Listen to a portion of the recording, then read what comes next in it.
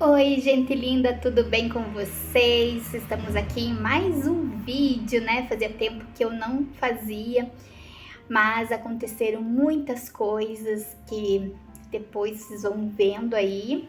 Eu vou deixar vocês a par de tudo. Mas primeiramente eu vou fazer um vídeo que tava faltando, assim, pra explicar, né? O motivo de eu querer adotar criança, o que eu já fiz, sabe? Se eu fiz de tudo, que é tratamento, se eu precisava de tratamento, então vou estar explicando, né? Estamos numa casa nova, maior, mudamos no final do ano, depois vocês vão saber por quê. Então tem muitas coisas que aconteceram, mas que eu não poderia estar postando porque ainda precisava de um tempinho, né? E conforme for dando e tendo tempo, eu vou falando e vou mostrando para vocês.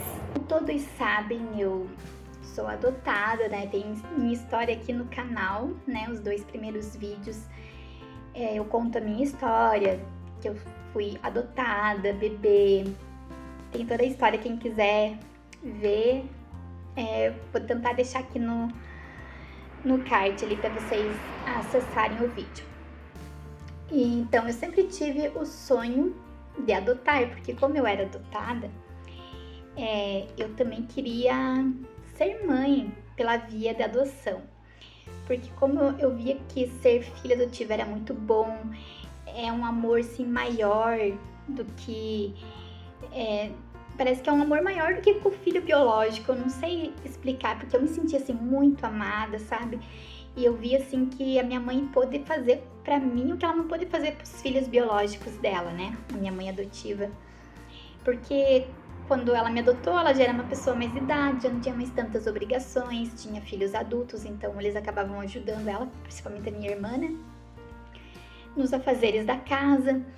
E então ela cuidou de mim mais como se fosse uma avó, né? Brincava comigo, tinha mais tempo comigo, assistia a sessão da tarde comigo, fazia pipoca. Aquela infância assim bem gostosa, brincava junto. Eu tenho muitas lembranças boas com ela, sabe? E então eu via que aquilo era muito bom. E eu queria também viver isso como mãe, né? Por adoção. Então, esse desejo sempre teve no meu coração. Aí eu pensava assim, vou casar, aí eu vou ter meus filhos biológicos, quando eles estiverem assim, adolescentes, maiorzinhos, eu adoto, né, uma criança menor. E passaram-se os anos, aí eu comecei a namorar com meu esposo, aí falei daquele sonho que eu tinha, ele concordou, compartilhou desse sonho. Ele disse que achava legal, que ele concordava com a ideia. E tá, nós casamos e passado 2 anos a gente decidiu ter filhos. Meu marido já tinha filhos do casamento anterior, tem um casal de filhos, né? E eu não tinha nenhum e era meu desejo ser mãe, como toda mulher, a maioria das mulheres tem esse desejo, eu tinha muito, eu sempre falava que eu nasci para ser mãe. E a gente resolveu começar a tentar engravidar. Aí é uma frase bem comum de todas as mulheres que fazem esses tipos de vídeos, né? Falando de tentativas e tal. Mas é verdade. A gente acha que vai engravidar no primeiro mês que você parou de tomar o comprimido. Aí eu parei de tomar o comprimido no dia 2 de novembro de 2015. E eu pensei, vou engravidar rapidinho, porque minha mãe biológica teve um monte de filho, um atrás do outro. Minha irmã biológica mais velha também teve uma filha atrás da outra. O meu marido disse também que ele, quando teve os filhos dele, foi bem rápido. Nossa, eu não tinha problema nenhum, né? Tipo, eu me achava super fértil. Eu achava assim que ficasse um dia sem tomar comprimido eu já ia engravidar. E parei de tomar em novembro, ali em dezembro, a minha menstruação já atrasou 15 dias. Eu falei, já engravidei, já tô grávida, né? Ai, doce ilusão, né? E já fiquei naquela ansiedade, já comprei teste e fiz, deu negativo. Mas sempre diz que teste de farmácia não é confiável, né? Esperei mais um pouco, a menstruação desceu, eu já fiquei triste, foi assim, tipo, eu pensei, bom, é cedo, ainda um mês, né, até o organismo se acostumar, né, sair todo o efeito do remédio. Aí o meu médico tinha falado que até 1 ano era normal demorar para engravidar, passando de 1 ano, aí começava a investigar. E antes, eu acho que tinha feito, deixa eu me lembrar, na verdade eu não fiz exames antes pra ver como é que eu estava, né? Fiz uma coisa errada, né? Mas o certo é, quando você decidir engravidar, procura um médico, pede todos os exames pra ver se tá tudo certo com você, se não tá faltando nada, nenhuma vitamina, se tá tudo ok. Aí foram se passando os meses, passou 6 meses e a minha ansiedade foi aumentando, né? Aquela frustração de todo mês, né? Só que nesse tempo eu nem conhecia meu corpo direito. Eu não entendia ciclo direito, quais que eram os dias férteis. Muitas mulheres, eu era uma que não sabia quase nada, sabe, do ciclo. A gente tem um falso entendimento que você tem controle do teu corpo, que você tem controle do teu ciclo, mas não. Não é porque você toma o remédio certinho ali, você para de tomar, menstrua, que você tá mandando no teu corpo. Você não manda no teu corpo, o corpo não é uma máquina. Eu aprendi isso a duras penas, né? O corpo não é uma máquina. Que você, eu vou tomar comprimido, não vou engravidar. Parei de tomar comprimido, eu engravido. A gente não tem esse poder. Infelizmente a gente não tem. Mas até eu aprender isso, né? Por muito tempo. Aí passou 1 ano, e daí eu esperei ainda, né, dar um tempo, que nem o médico falou que até 1 ano era normal, eu esperei. Claro que nesse 1 ano eu já tava com a neura, assim, já tava chorando muito, você se sente a pior pessoa, a pior mulher por não conseguir, aí suas amigas engravidos, parentes, todo mundo engravida, menos você. E ainda tem aquelas pessoas sem noção que vêm te falar coisas e a fulana tá grávida e você ainda não. Eu já tenho filho e você ainda não tem. E quando que vem a nenê? E quando que... Aquelas perguntas que a gente nem sabe o que responder. E como a gente tá naquele processo, às vezes as pessoas nem sabem o que você tá passando, o que você tá tentando, que você não tá conseguindo, e aquilo vai te machucando, aquilo vai doendo. Muitas noites e noites eu chorava, às vezes chorava escondida do meu marido, às vezes chorava com ele. Era muito difícil, sabe? Era uma dor, assim, que eu sentia, uma dor absurda. Aí logo, passou 1 ano e meio, quando deu 1 ano e meio, já era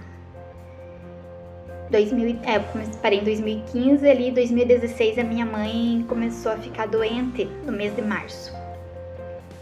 Aí parece que aquela minha pressa aumentou, porque minha mãe já estava de idade. E eu pensei, meu Deus, eu tenho que engravidar porque ela tem que conhecer um filho meu. Ela tem que conhecer um neto, né, de mim, né, tipo, que viesse de mim. E daí parece que eu tinha mais pressa pra ficar grávida, pra poder contar pra ela, sabe? Ela teve, tipo, uma ameaça de AVC, ficou acamada. Então, veio tudo junto pra mim esse momento, que eu já tava passando um momento difícil ali pra lidar com a minha infertilidade. E daí minha mãe adoeceu. Até ali em junho, a minha menstruação ficou 1 mês sem vir. Eu achei que estava grávida, cheguei a fazer exame de sangue, deu negativa, mas eu também, mais uma coisa que eu não sabia, que eu era muito leiga, que que o emocional mexe muito com o corpo da gente também, né? Ou adianta ou atrasa a menstruação. Uma vez o médico tinha me falado, mas eu tinha me esquecido. Então, naquela fase que minha mãe estava muito doente, a minha menstruação atrasou. E eu achei que estava grávida. E daí eu até falei pra ela, mãe, eu acho que eu tô grávida. E ela tava mal na cama e parece que até ela aguentou um pouco, assim, pra saber, sabe? Aí, só que a menstruação acabou vindo de novo. Daí eu falei, mãe, não foi dessa vez de novo. Aí ela me disse, às vezes demora. Depois eu fui ver que ela teve o filho dela com 35 anos e a minha irmã ela teve com 36. Minha mãe faleceu no dia 10 de julho. Ali eu morri junto, né? Porque morre uma parte da gente junto, né? Ela morreu no dia 10 de julho de 2016. E eu fiquei tão triste, claro, né? Minha mãe, e eu pensei assim, ela não conheceu um filho meu, né? Era mais uma dor, eu chorava por mais um motivo. E eu pensava assim, agora eu não tenho mais mãe e eu não sou mãe. Aí como que seria o meu dia das mães? Os próximos anos foram os piores dias das mães pra mim, porque não tinha mais sentido nenhum. E... ai, tá difícil. E eu fiquei com aquela dor, né? De não ter conhecido nenhum filho, né, meu. E eu queria tanto que ela tivesse conhecido. E daí, só que eu sosseguei um pouco, assim. Depois que ela faleceu, pensei, pronto, agora não precisa mais eu ter pressa. Não precisa mais eu querer engravidar rápido, né? Aí eu dei um tempinho. Comecei a fazer faculdade, né, que ainda não tinha conseguido fazer uma faculdade por causa de motivo financeiro. Comecei uma faculdade à distância para ocupar minha cabeça, para não focar só na gravidez. Aí eu comecei a fazer a faculdade, estudar. Aí quando eu tava melhor, assim, um pouco mais forte, né, pela perca da minha mãe, eu resolvi ir no médico, voltar no médico, investigar por que ainda eu não tinha engravidado. Aqui eu tenho uma pastinha com tudo os exames, com todas as coisas que eu já fiz. Primeira, a de praxe, né? Aquele exame de sangue normal. Aí o médico disse, vamos ver como é que tá teus hormônios. Eu acho que você tá com um hormônio um pouco alto, porque eu tenho bastante pelos, né, no corpo, e o médico achou que poderia estar alterado. Aí nesse tempo também eu lembro que aconteceu um episódio assim de sair leite do meu seio. Eu me assustei porque eu tava tomando banho, tipo que jorrou assim, sabe? Eu falei pro meu marido, tá saindo leite, dele, o que você quer dizer? Você tá grávida, não sei o quê. Aí depois eu fui saber que poderia ser prolactina alta, né? Mas daí eu fiz exame de sangue, exame de urina, fiz ultrassom, né? Tinha que fazer uns exames bem constrangedores, né? Que a mulher, né, tem que passar estando menstruada para contar os folículos, tudo nos dias certinho ali, né? Tá o dia do ciclo, fazer ultrassom, depois fazer ultrassom seriado para ver a ovulação. Aí o médico viu, tava tudo normal meus exames, não tinha nada. Aí ele disse, tem um exame que é invasivo e é bem doloroso. E eu já, nossa, fazer exame de sangue pra mim já é um terror, sabe? Ter pavor da agulha. Então imagine fazer, o médico falando que o exame doía, né? E a esterossalpingografia. Na minha cidade, na época, não tinha, parece que agora tem. Aí, e era um exame bem caro. Essa época, meu marido trabalhava numa empresa que tinha convênio médico, então eles cobriam o valor quando eles não tinham, né? Quando não tinha na cidade o exame para fazer. Aí eu fui para a cidade vizinha, era Mafra, Rio Negro, e eu realizei o exame. É bem constrangedor também, que é com contraste, né? Mas o enfermeiro assim, me acalmou bastante. Ele disse, não, você vai sentir uma cólica, né? a sensação assim, de estar subindo um líquido quente em você que, né, que é muito difícil. E eu não queria ter feito esse exame, precisar fazer, sabe? Eu achava assim que o médico poderia achar algum problema ali no exame de sangue, nos ultrassons, né? Mas não, tive que fazer esse exame. E daí meu medo era, e vai que eu tenho um problema ali nas trompas, vai que eu tenho, né, seja esse meu problema aí, não vai ter o que fazer, né? Eu achava muito complicado que ia ter que fazer cirurgia e tal. Tá aqui a esterossalpingografia. Acho que não vai dar pra vocês verem, de tentar arrumar uma luz aqui pra mostrar. Eu acho que não vai dar pra vocês verem, mas aqui no exame apareceu uma bolinha mais minúscula no meu útero, no lado esquerdo. Uma bolinha bem pequenininha. Aí, mesmo na biópsia ali, no laudo, não ficou claro se era um pólipo, tava entre parênteses e um ponto de interrogação, um pólipo, ou se o meu útero tava tipo grudadinho ali naquela parte ali do endométrio, eu acho.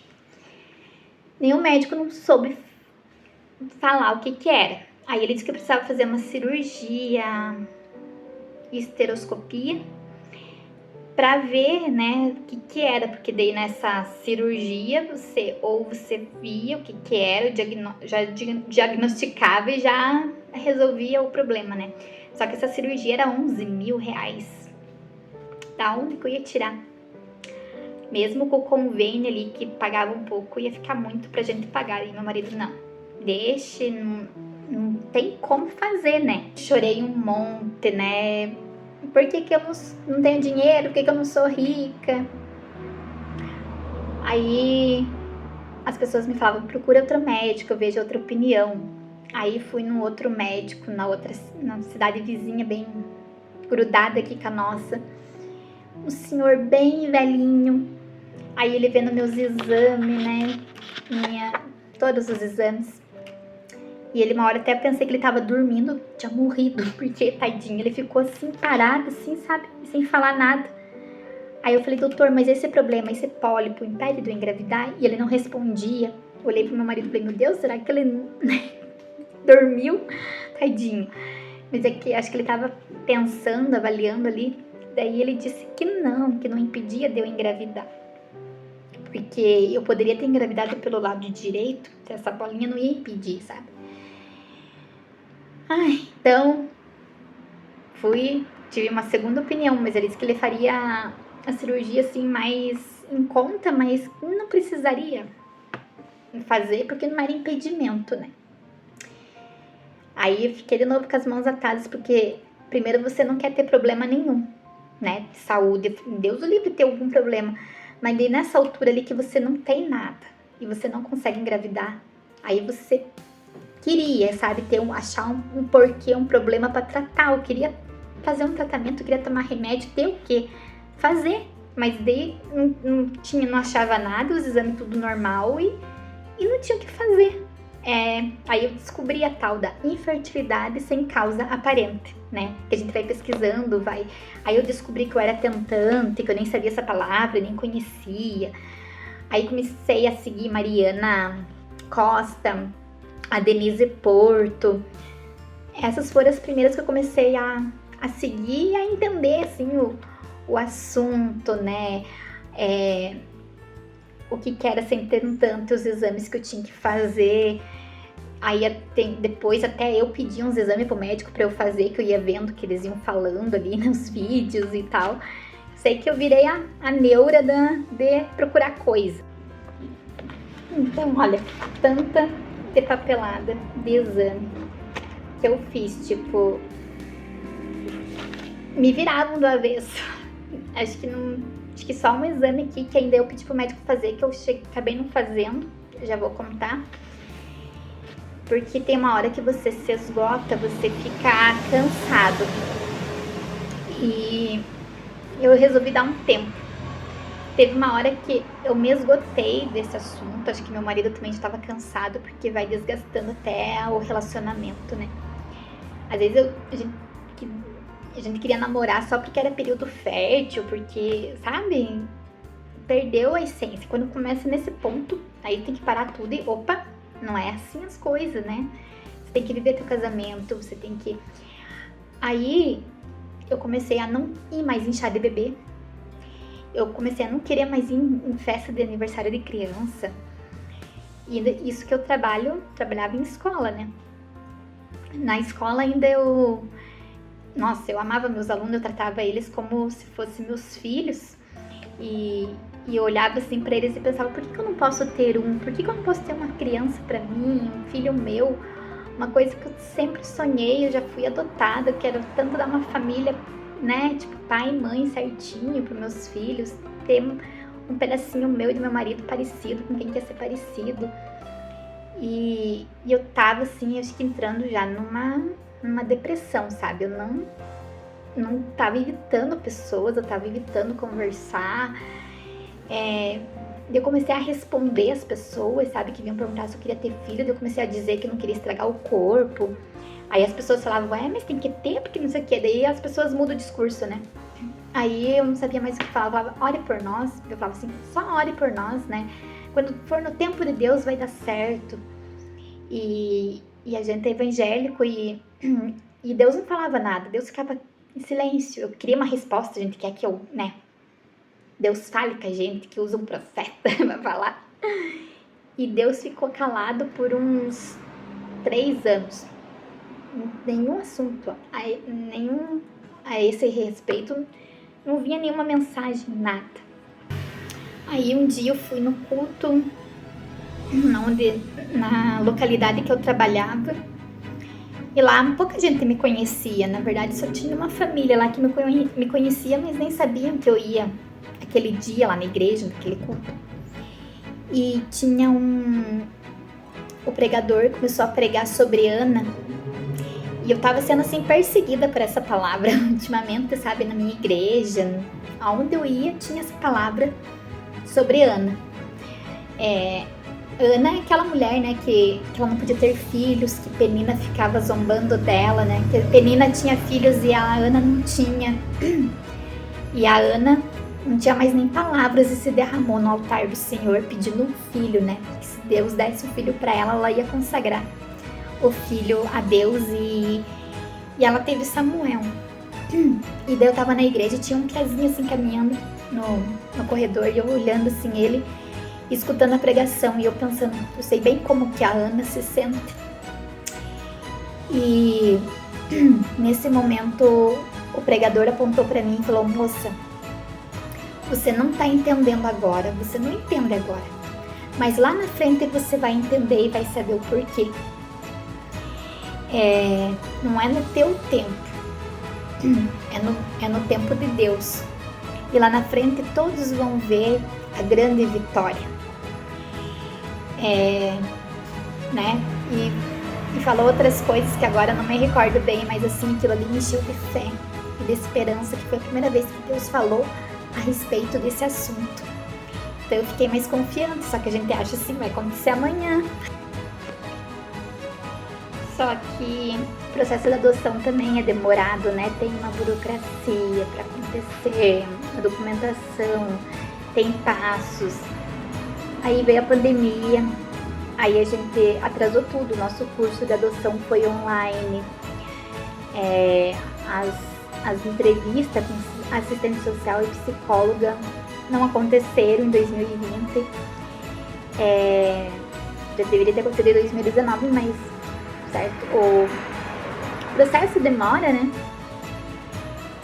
E daí nada acontecia. 2020 parou tudo, né? O mundo parou. E aí 2021 meio que começou a andar as coisas, né? A gente foi chamado para fazer entrevista com a psicóloga, com a assistente social. Mas daí depois a gente tinha uns avanços e depois estaca zero de novo, porque daí fica um período de silêncio, né? É pra testar mesmo a tua paciência, se você quer mesmo. Aí eu decidi dar uma retomada de novo no médico, sabe? Resolvi, meu marido na época daí saiu, em 2021 ele saiu da empresa, que ele tava há 4 anos lá, que a gente tinha convênio médico. Um pouquinho antes até a gente tinha, com o acerto dele, a gente mencionou em fazer inseminação. A fertilização a gente sabia que para nós era um pouco mais difícil, né? Mas a inseminação era uma coisa possível, né? A gente é evangélico, tudo, a gente tinha dúvida às vezes, né? Se era certo ou não, mas nossos pastores falaram que quem dá a vida é Deus, né? Tipo, se fosse para acontecer, Deus ia permitir, né? Que ia dar vida, senão não ia, né? E meu marido se dispôs a usar todo o acerto dele pra gente fazer a inseminação. Fomos para Curitiba. Nossa, o médico renomado, maravilhoso. A gente começou, até tem uns papéis aqui do centro de fertilidade. Ele viu todos os meus exames. Primeira consulta era online também, à distância, porque eu tava trabalhando, não podia estar indo viajar e tal. E depois a gente foi lá presencialmente. Ele viu todos os meus exames, na hora ele fez um ultrassom. E ele falou assim: Suelen, você não tem quadro clínico para fazer inseminação. Você tem condições de engravidar naturalmente. E ele me falou assim: tem pessoas que vêm aqui, fazem inseminação, não dá certo. Fazem fertilização e não dá certo. Passa um tempo e elas engravidam naturalmente. E eu falei: por que, doutor? Aí ele disse: porque era o tempo. Aí eu pedi um exame para ele, para eu fazer, que eu nunca tinha feito, deixa eu ver se tem aqui o nome, teste pós-coital, né, para ver se os espermatozoides estão vivos, né, depois da relação. Ia ser mais um exame constrangedor. Aí ele falou: então quando a tua menstruação vier, você me liga, porque de tal dia do ciclo daí é feito esse exame, né. E ele já tinha visto o meu ultrassom de ovulação que eu tinha feito aqui na minha cidade. Eu ovulo certinho, tudo. E então era só eu avisar o dia que viesse minha menstruação. Aí a minha menstruação veio e eu liguei para agendar com ele o exame. Aí ele foi grosso aquele dia comigo, ele falou assim: não é assim, você tem que fazer o ultrassom seriado para daí marcar, não é assim. Mas ele tinha falado ele já tinha visto meu exame meu ultrassom, né, da ovulação e tal. Ele falou que era para eu ligar, para marcar o exame, mas aquele dia certo ele não tava em um bom dia e eu também já tava muito cansada, muito magoada, muito sensível. Quando ele foi estúpido ali, eu entendi, não é pra fazer. Aí, mais uma coisa que eu esqueci de contar, eu tinha falado pra esse médico da fertilidade que eu tinha um pólipo. Daí ele falou: então você vai ter que operar, tirar, porque se a gente for fazer a inseminação, aí o embrião não implanta, né? Daí eu fui com outra médica, paguei uma consulta cara, R$400, né, na época, agora deve estar mais. E ela viu meus exames e ela disse: Suelen, mas você não tem nada, porque isso aqui teu corpo elimina sozinho, não precisa fazer cirurgia. Eu falei: mas o médico falou que era só com cirurgia. Ela disse: não, com certeza teu corpo já eliminou. Aí eu fui lembrar que 2 dias depois que eu fiz a esterossalpingografia, eles falaram pra mim: você pode ter sangramento hoje, tipo no dia do exame, então é normal e tal, tome o remédio pra você sentir dor e tal. E eu não tive sangramento, nem no dia do exame e nem no outro dia. Daí no segundo dia depois do exame, eu fui lavar a garagem da minha casa e eu senti, né, um líquido. Eu fui no banheiro, eu tava com um sangramento e aquele sangramento era pouco, sim, mas durou 2 dias. Aí aquela hora eu entendi, quando a médica falou que o meu corpo deveria ter eliminado, eu lembrei que foi aquele sangramento que eu tive, com certeza eliminou o pólipo. Aí que eu voltei lá no médico, daí eu falei que a médica não quis, tipo, eu ia pagar a cirurgia pra ela retirar. Ela disse, Sueli, se você quiser pagar pra mim, você vai pagar, dar dinheiro de graça pra mim. Eu vou abrir e não vou achar nada. Então ali eu vi que foi a mão de Deus, assim, tudo foi se encaminhando, né, tipo, pra não fazer a inseminação. Senão a gente teria feito, com certeza. Aí eu decidi parar com tudo mesmo, desistir de tudo e não procurar mais nada. A única coisa que me falaram, o médico tinha falado para tomar ácido fólico, continuar tomando até eu querer engravidar, até eu, né, que se eu não fosse desistir de engravidar era para tomar. E até agora eu não tomo muito, eu tomo uns meses e paro, e daí depois eu retomo de novo. Desculpa, eu tô meio rouca, eu não tô muito bem. Tô com um resfriado, recém-curada de um resfriado. E nesse tempo, assim, eu fui acompanhando as meninas ali aqui do YouTube, né, Denise Porto, tudo, eu via que elas faziam enxoval de tentante. E eu tinha, sabe, umas coisinhas assim já, eu comprei, sabe, comecei a comprar como ato de fé. Uma vez até meu marido deu pra mim de presente um sapatinho de bebê, e ele disse, vamos ter fé, né, que um dia nós vamos ter, né, nosso filho, nossa filha. E só que ele não demonstrava muito, mas ele também sofria. O homem nunca demonstra, mas sofre junto, né? Porque ele falava que a minha dor era a dor dele, porque a gente, né, quem é casal é uma só carne, então o que um sente, o outro sente. E eu sei que a gente passou por muitas coisas, muitas humilhações, assim, a gente escutou muita coisa. Uma vez meu marido escutou um tio dele, tem que passar, você não passa giz no taco, por causa do jogo de sinuca ali, né, que quem joga sinuca entende melhor, né, que deixa que parece que passando giz no taco não deixa escorregar a bola, não sei o que o tio dele quis, né, comparar ali, mas... Então, essa é uma das coisas que eu e ele ouvimos, e daí eu fui, depois que Deus falou ali, que não era no meu tempo, tudo, eu me acalmei um pouco. Aí conheci também a Flávia Lanossi nas redes sociais, que ela falava pra gente não pensar negativo, pra gente não ficar com ciúme da amiga grávida, porque querendo ou não, a gente sente um ciúme, assim, não posso falar essa palavra ciúme, mas a gente dói na gente, né, porque assim, que nem eu falei, não é que eu fique triste pela pessoa, mas eu penso assim, por que não comigo, né? Tipo, por que eu também não? E comecei a ressignificar, né? A ficar alegre quando a menstruação viesse. Eu comecei a aprender umas coisas assim que foi me ajudando a melhorar, sabe? Aí já consegui começar a ir em chá de bebê de novo. Até organizei com uma amiga minha uma charreata no tempo da pandemia. Em 2019, então, a gente decidiu, conversou tudo, a entrar com o processo da adoção. Eu falei de uma forma da adoção, pela adoção a gente sabe que vai acontecer, que uma hora vai acontecer, né? Que o filho ou a filha vai vir. Aí a gente não escolheu cor, não escolheu idade, não escolheu sexo. No começo ali que eu comecei a querer ser mãe, eu só pensava em ser mãe de menina.